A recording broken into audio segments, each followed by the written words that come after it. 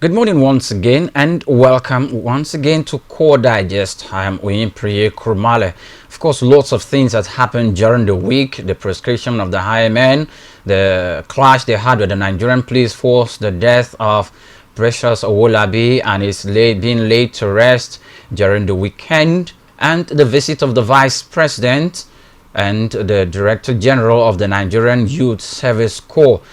Of course, these are some of the issues that we'll be looking on, and the ministerial nominee list that Mr. President has sent to the Red Chamber, and the confirmation process has been taking place if it's not going to be concluded today.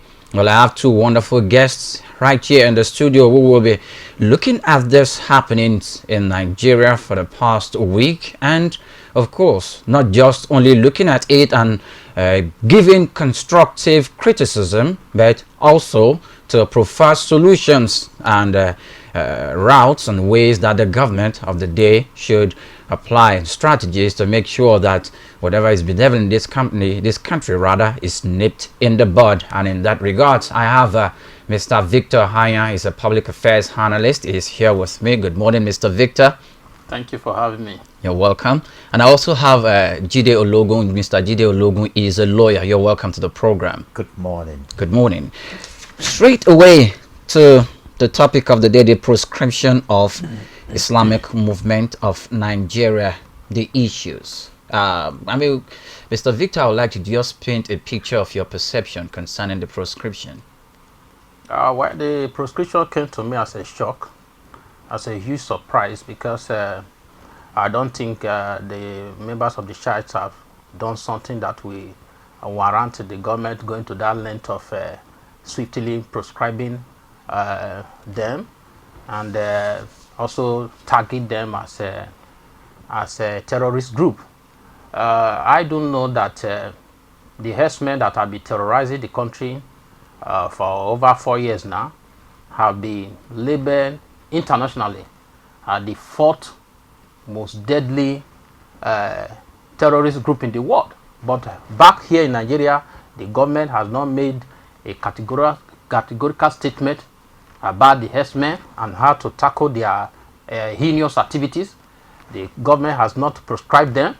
The government has not named them as a terrorist group, whereas the same government was also swift to name the IPOB group as a terrorist group, and even designed an arm of government tagged as a Operation Python Dance at that time, which they used to dislodge them from their various homes and all that. That was what led to the flooding of the country by Nnamdi Kanu, the leadership of that, the leader of that group. I have not seen such measures taken against the herdsmen, and I'm shocked to hear and see the government taking such action. I think we are a people that do not learn from our past mistakes. We should not forget the fact that this was how Boko Haram started in 2009, whereby they were protesting and condemning education, that education is evil, and their leader, Mohammed Yusuf, was extrajudicially killed at that time, which has led to the level we find ourselves today. Boko Haram killing people all over the places. I was thinking that the federal government would have learned from that mistake and handle the issue of the child with utmost caution, but I'm not seeing that being played out at the moment, because for the government to send and be using maximum force on the protester, which is their right, because everybody has had the right to protest. The time will come that I will engage on a solo protest, just like Taisho already did. I will make a placard and go to to television station and protest against things that are not in my favor. All right. Every citizen has that right, the right to do so.